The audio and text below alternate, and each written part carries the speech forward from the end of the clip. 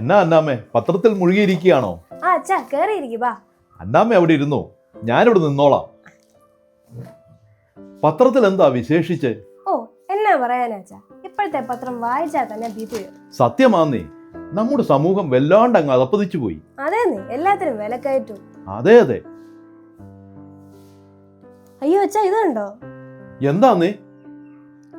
മൈസൂരിൽ മലയാളി നഴ്സിംഗ് വിദ്യാർത്ഥി കോളേജ് ഹോസ്റ്റലിൽ ജീവനൊടുക്കിയ നിലയിൽ കണ്ടെത്തി. ഹോ, എത്ര വേദനാജനകമായ കാര്യമാണ്. ആന്നേ, ഇതിപ്പോ ഒന്നോ രണ്ടോ ഒന്നും അല്ല, എല്ലാ ദിവസവും എത്ര വാർത്തകൾ ഇങ്ങനത്തെ കാണുന്നേ. അല്ലച്ചാ, ഞാനൊന്ന് ചോദിക്കട്ടെ, നമ്മളൊക്കെ വളർന്നു വന്ന സാഹചര്യത്തിലും പ്രതിസന്ധികളൊക്കെ ഉണ്ടായിരുന്നു, എന്നിട്ട് നമ്മളൊന്നും ഇങ്ങനെ ചിന്തിച്ചിട്ടില്ല. ഇതെന്നാന്ന് ഇപ്പോഴത്തെ പിള്ളേരൊക്കെ ഇങ്ങനെ? അത് ശരിയാ അന്നാമ്മേ, പക്ഷെ അന്ന് ആളുകൾ തമ്മിൽ പരസ്പരം സംസാരിച്ചിരുന്നു. ജീവിതത്തിൽ പങ്കുവെക്കലിന്റെ അനുഭവം അനിവാര്യമാണ്. ഇന്ന് ഇതിനൊക്കെ ആർക്കാ നേരമുള്ളത്? അപ്പൊ സംസാരിക്കാൻ ആൾക്കാരില്ലാത്തതുകൊണ്ടാണോ ഇങ്ങനെയൊക്കെ ചെയ്യുന്നത്? ആരെങ്കിലും പറയാൻ ശ്രമിച്ചാലും കേൾക്കാൻ ആളില്ല. എല്ലാവർക്കും അവനവന്റെ കാര്യങ്ങളുമായി തിരക്കല്ലേ. അത് പറഞ്ഞപ്പോഴാ ഇന്നലെ എന്റെ കൊച്ചുമോൻ വന്നിട്ടുണ്ടായിരുന്നേ. പക്ഷെ നേരത്തെ പോലെയല്ല, അവൻ ആളങ്ങ് വല്ലാണ്ടായി പോയി. അതെന്താ പറ്റി? അവൻ അങ്ങനെ അല്ലായിരുന്നല്ലോ. ഞാനും ചോദിച്ചെന്നേ, പക്ഷെ ചോദിച്ചപ്പോ നത്തിങ് എന്ന് പറഞ്ഞു, അങ്ങ് പോയി.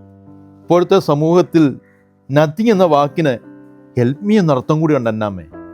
പക്ഷെ മനസ്സിലാക്കേണ്ട കാര്യം, അഡ്വൈസ് അല്ല അവിടെ ആവശ്യം, കേൾക്കാനുള്ള ഒരു നല്ല മനസ്സാണ് വേണ്ടത്.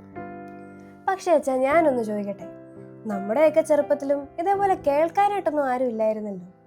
എന്തെങ്കിലും ഒരു പ്രയാസം ഉണ്ടെങ്കിൽ നമ്മുടെ പള്ളിയിലോ അല്ലെങ്കിൽ പാമ്പാടി തിരുമേനിയുടെ കബറിങ്കിലോ പോയിരുന്ന് മനസ്സ് തുറന്നൊന്ന് ധ്യാനിക്കുമ്പോൾ കിട്ടുന്ന ഒരു ആശ്വാസം.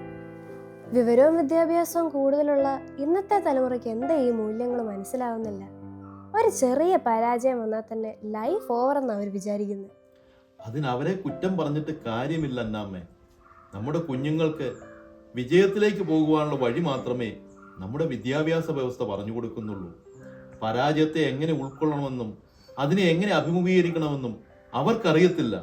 അതിനു വേണ്ട കൗൺസിലിങ്ങോ മറ്റു കാര്യങ്ങളോ അവരുടെ മാതാപിതാക്കന്മാരും അവർക്ക് ചെയ്തു കൊടുക്കുന്നില്ല. ശരിയാച്ചോ.